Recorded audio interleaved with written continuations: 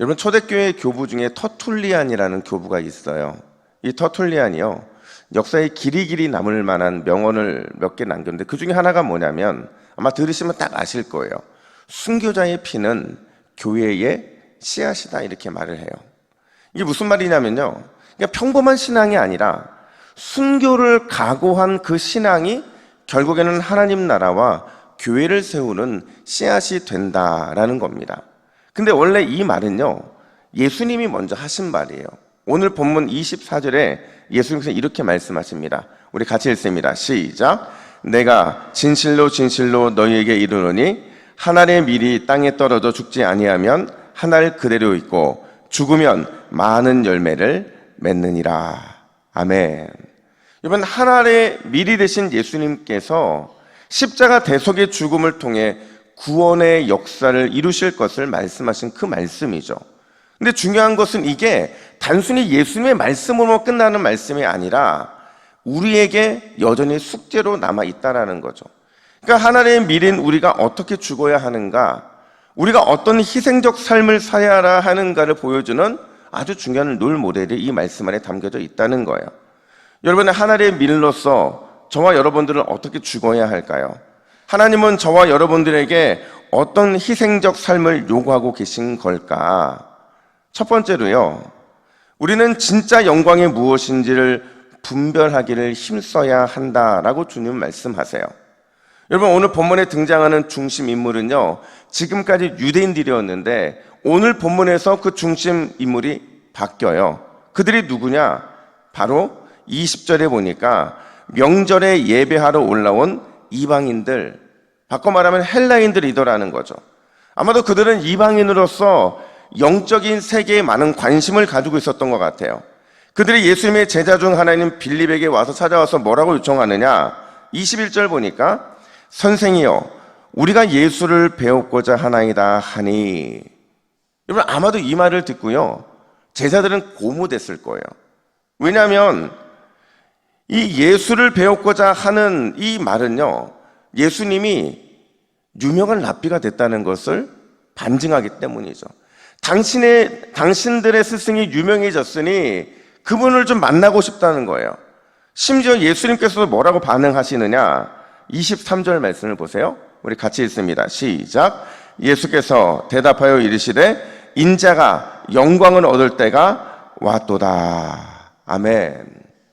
지금까지 예수님의 태도가 달랐던 거죠. 여러분, 지금까지 예수님은요, 그 영광을 드러나셔야 될 때가 될 때마다 어떤 태도를 보이셨느냐? 아직은 내 때가 이르지 않았다, 이렇게 말씀하셨거든요. 근데 비로소 오늘 본문에서 이번에는 뭐라고 말씀하시느냐? 이제 그 영광을 얻을 때가 됐다, 이렇게 말씀하시더라는 거예요. 중요한 건 사람들이 예수님의 이 말을 듣고 착각을 했다는 거예요. 어떤 착각을 했느냐? 이 영광에 대한 헛된 착각에 빠진 거죠. 많은 사람들에게 인기를 얻고 유명해지면, 또 세상의 힘과 권세를 잡으면 그게 영광의 순간이라고 생각을 하더라는 거예요. 근데 문제는 예수님의 제자들도, 그리고 여전히 그런 삶을 살고 있는 우리들도 그런 영광을 추구하는 그런 유혹을 받을 때가 많이 있다라는 거죠. 그래서 예수님이 오늘 본문에서 이렇게 말씀하신 거예요. 다시 24절 말씀을 읽어볼까요? 시작. 한 알의 밀이 땅에 떨어져 죽지 아니하면 한 알 그대로 있고 죽으면 많은 열매를 맺느니라. 아멘. 무슨 말이냐면 영광은요, 나를 위해 사는 게 아니라는 거예요. 영광은 당신, 이웃, 형제를 위해 사는 것이다. 이게 진짜 영광이라고 주님은 말씀하신 거죠. 다시 한번 뭐라고 강조하시느냐? 우리 25절도 한번 읽어볼까요? 25절입니다. 시작.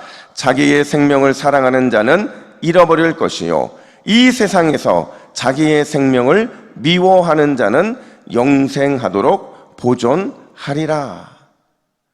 이게 하늘의 밀, 땅에 떨어져 죽을 때 나타나는 결과와 같은 이야기라는 거예요.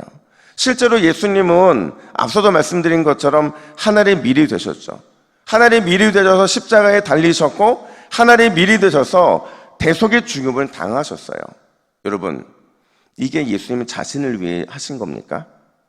예수님 자신을 위해서 십자가에 달리셨고 예수님 자신을 위해서 대속의 죽음을 당하셨냐 하는 거예요. 아니라는 거예요.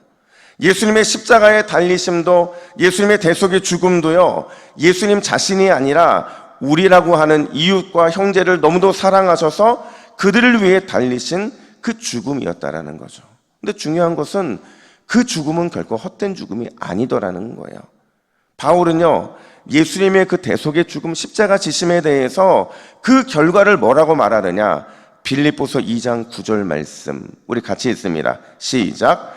이러므로 하나님이 그를 지극히 높여 모든 이름 위에 뛰어난 이름을 주사. 아멘. 여러분, 진짜 영광은 나에게 있는 게 아닌 줄 믿으시기를 간절히 축복합니다.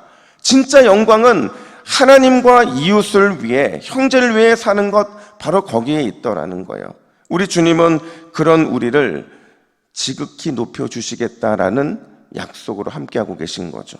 여러분, 오늘 이 주일 주님의 나라를 위해서, 형제의 생명을 살리는 일을 위해서 거룩한 하늘의 밀이 되시기를 예수님의 이름으로 축복합니다. 뿐만 아니라 두 번째로 오늘 본문은 끊임없이 어둠에서 빛으로 나오는 이 싸움에서 반드시 승리자가 돼야 된다라고 예수님은 말씀하세요.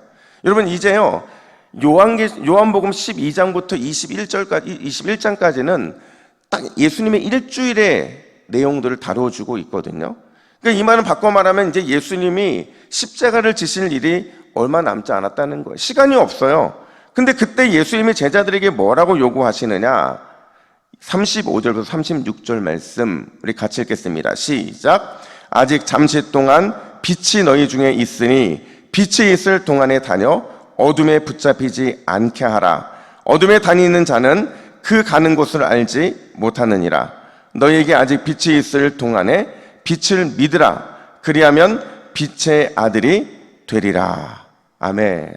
여러분, 예수님은 제자들에게 두 가지 말씀을 하는데요, 이 두 가지 말씀이 예수님의 세상을 향한 마지막 선포였어요. 왜냐하면 이 말씀을 마지막으로 예수님께서는 더 이상 세상에서의 활동을 멈추시거든요. 그럼 예수님의 제자들을 향하시는 두 가지 말씀이 뭐냐? 첫 번째가 빛 가운데 다니라는 거예요. 그리고 두 번째가 빛을 믿으라는 거죠. 여러분, 예수님께서 남기신 빛 가운데 다니라, 빛을 믿으라는 이 말을 하나로 요약하면 뭐냐? 세상의 빛, 우리 인생의 유일한 빛이신 예수님을 꽉 붙들고 살아가야 된다라는 거예요.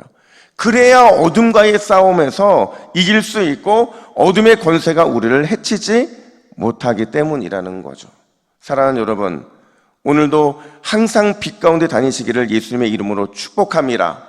어둠에 다니지 않고 빛 대신 예수님만을 꽉 붙잡으시기를 간절히 축복합니다.